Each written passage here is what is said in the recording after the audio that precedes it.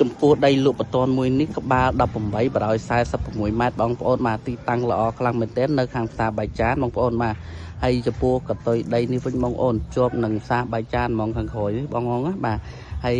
ចំពោះទីតាំងដីរបស់យើងនៅចំណុចនេះឯងបងប្អូនមកនេះបន្ទប់ជួលអមសងខាងហ្នឹងណាបងបាទហើយផ្លូវរបស់យើងគឺធូរធ្លេអត់មានតលទេតែមុខអីគឺផ្លូវធ្លុះហ្មងបងបាទហើយនៅនេះគឺសិតតែបន្ទប់ជួលរហូតដល់ឲ្យកម្មករនៅបានទេបងប្អូនហើយទីតាំងដីនេះបងប្អូនអាចបើកធ្វើជាបន្ទប់ជួលក៏បានធ្វើជាឃ្លាំងក៏បានឬក៏បើកជាតូបជួលក៏បានដែរបងបាទហើយយើងចុះមកពីផ្សារបាយចានត្រឹមតែ150 ម៉ែត្រទេបងប្អូនបាទធ្វើមើលមកបងប្អូនបាទអញ្ចឹងសម្រាប់បងប្អូនដែលចាប់អារម្មណ៍ទីតាំងដីមួយកន្លែងនេះបងប្អូនអាចតំណែងមកបានតាមទូរស័ព្ទលេខដែលមាននៅខាត់សិនខាងលើ